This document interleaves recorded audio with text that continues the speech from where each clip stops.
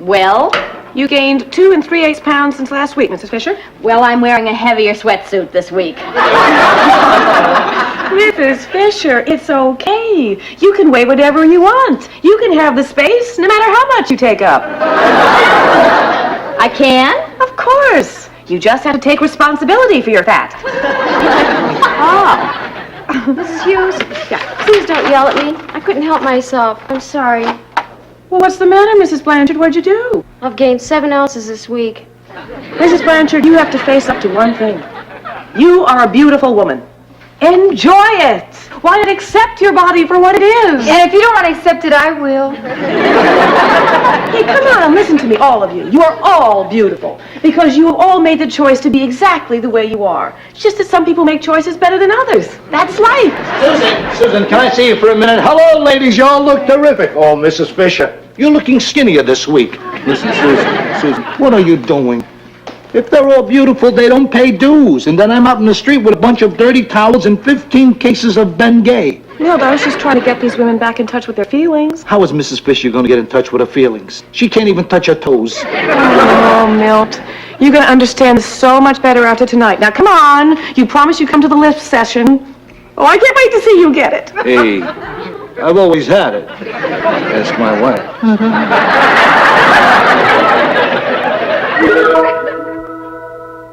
I remember the party like it was yesterday.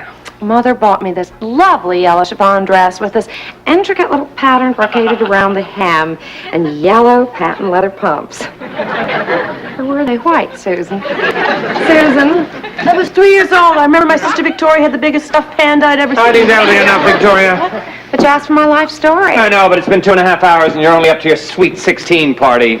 You're making a terrible mistake. 17 was a big year for me. I started to dip when I danced. Huh? You're not supposed to go to sleep. Just wake me up when it's time to hit somebody. Roger, could we get to the part where we act out our fantasies? I think you could get the group relating better. I don't think there's enough room in here for me to act out my fantasies. They involve an old girl basketball team, a couple step ladders, and a lemon meringue pie. All right, now, let's get on to the next phase of this training program. I want you to turn and face the person seated next to you.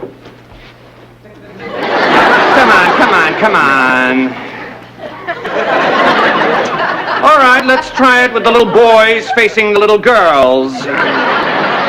All right, now I want you to say something totally personal to your partner about your feelings towards him. What about you, Coral? What sucker? Would you care to say a little something to Milt?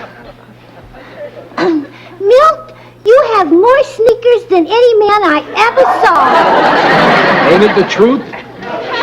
Coral, isn't there anything else that bothers you about Milt, like the fact that he's loud, abusive, overbearing? Thank you. Leonard, say something honest to Victoria. Well, I don't really know her very well. I don't know. You certainly know her well enough to see that she's greedy, materialistic, and conniving. Yeah, but that's what I like about her. Thank you, Leonard. I think you're no good, too. Thank you, Victoria. It's obvious you people don't want to cooperate. Susan, Frank, come on, up. Would you show these creeps how to be open and honest? Watch this. Start. Oh, no, you start. Susan, start, please. Thanks, stop, please. Just like the old days, Susan. You're refusing to do what I say. Why should I? Because you're my wife. Not for much longer. Come now, Susan. You don't still want this divorce. Be honest with him. Yes, Frank, I want the divorce. Good girl. Whose side are you on? I'm for humanity. Who's paying you, me or humanity? What do you mean paying him? For what, to get us back together?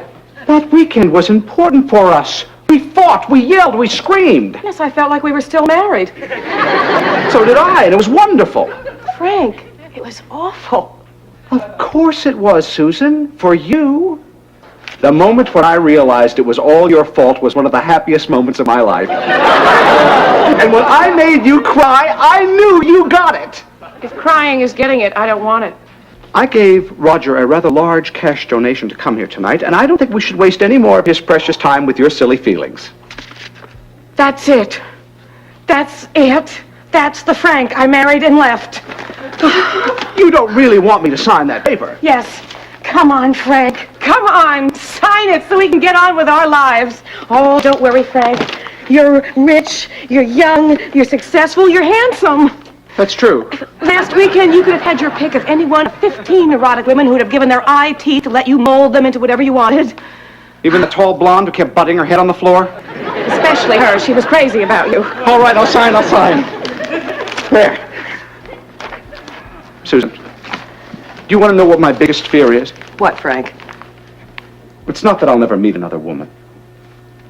It's that I'll never meet another woman as intelligent as me.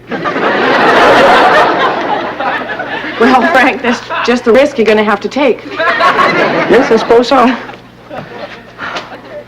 Well, Susan, now that it's final, there's something I've been wanting to do for almost as long as we've been married. May I? Well, as long as you can do it in front of 5 other people. Oh, yes. Oh, Susan! Only one, Susan! Yeah, yeah!